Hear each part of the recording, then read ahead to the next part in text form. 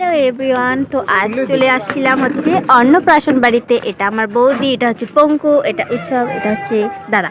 তো এটা গুড্ডু গুড্ডু সবাই, সব বাচ্চাগুলো আছে। দেখো না, অন্নপ্রাশন বাড়িতে এসে সব বেলুন পেড়ে নিয়েছে, এত বড় একটা ছেলে। তো যাই হোক, এখানে তো বসে আছি। তো দেখতে পাচ্ছ অন্নপ্রাশন বাড়িতে এসেছি, সিম্পল লুকে এসেছি। কেমন লাগছে অবশ্যই একটা কমেন্ট করে জানাও। আর কী কী খাবো, কী কী আইটেম হয়েছে সবটা তোমাদের সাথে শেয়ার করবো। তো কন্টিনিউ এই ব্লগটা দেখতে থাকো গাইস। আচ্ছা আচ্ছা আচ্ছা। আমার দাদুও চামাচ্ছে।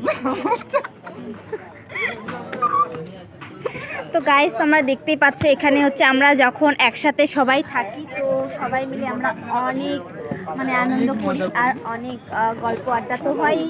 তো দেখতে পাচ্ছ আমরা জীবনে এটাই লক্ষ্য। আচ্ছা, ও চশমা দেখাচ্ছে। আমরা তো এদিকে হচ্ছে রান্না বান্না হচ্ছে, দেখতেই পাচ্ছ।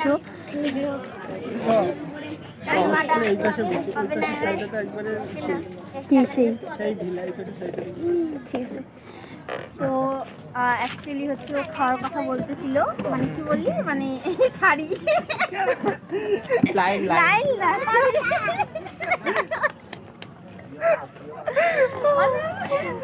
গাইস অ্যাকচুয়ালি রাজবংশী ভাষায় যা হয় আর কি।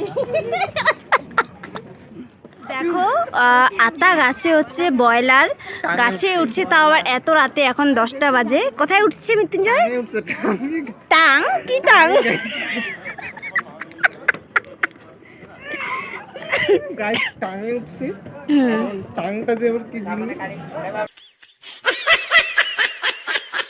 আমরা কোনোদিন কিন্তু দেখি নাই। ব্রয়লার আবার টাঙে। আমি তো জানতাম যে ব্রয়লার চিরিত চিরিত করে আগে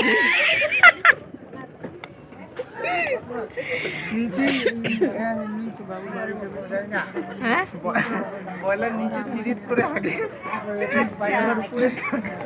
তো এটাই হচ্ছে ব্রয়লার কি করে মানে হাওয়ায় উড়ে গেল ওপরে, আমি বুঝছি না। তোমরা অবশ্যই জানলে কমেন্ট করে জানাও। দেখো হচ্ছে আমাদের বাড়ির পেছনেই, মানে যেই বোনের অন্নপ্রাশনে এসেছি, তো তাদের বাড়ির পেছনেই হচ্ছে হাইকোর্ট। তো দেখো এই হাইকোর্টের রুমগুলো, মানে এই যে দেখা যাচ্ছে না ঠিক মতো। যাই হোক, এখন রাত্রে অনেক অন্ধকার, তো দেখতেই পাচ্ছ। তো এদিকে অনেক অন্ধকার। তো এখন আমরা চলে যাব ওইদিকে, এরপর খাওয়া দাওয়া করবো। ততক্ষণ তো আমরা পুরো ব্লগটা একদম শেষ পর্যন্ত দেখতে থাকবো। তারপরে দেখো বন্ধুরা, আমরা কিন্তু খেতে বসে গেছি। আমি, বাবা, মা, তারপরে গুড্ডি সোনা আছে, তারপরে ওই পাশে চেয়ারে দাদা বৌদিরা সবাই আছে। তারপরে দেখো এখন হচ্ছে খাবার শুরু করে দেব। দেখো দিয়ে দিল একটা কুমড়োর চপ। কুমড়োর চপটা খেতে কিন্তু অনেকটা দারুণ টেস্ট হয়েছিল, তোমরা বুঝতেই পারছো। আর আমার কিন্তু অনেকটা খিদে পেয়ে গেছিলো আজকে, কারণ আজ সন্ধ্যায় কিছু সেরকম খাওয়া হয়নি। আর এখন বাজে হচ্ছে বেলা 10টা। তারপর ভাত, ডাল আর হচ্ছে দিয়ে দিল হচ্ছে পটল চিংড়ি দিয়ে। তারপরে হচ্ছে আমি অনেক ইয়াম্মি করে খাচ্ছিলাম। আর জানোই তো আমরা খিদা পেলে যা হয় আর কি, আমি অনেক ভালো করে খাচ্ছিলাম। আর পিছনে দেখো আমার দাদা খাচ্ছে। আর হচ্ছে এখন খাচ্ছি হচ্ছে একটা পটল চিংড়ি। তো অনেক দারুণ টেস্ট হয়েছিল সবজিটা। তো তোমরা বুঝতেই পারছো হয়তো আমার খাওয়া দেখে। তো কেমন লাগছে ভিডিওটা অবশ্যই আমাকে কমেন্ট করে জানাও।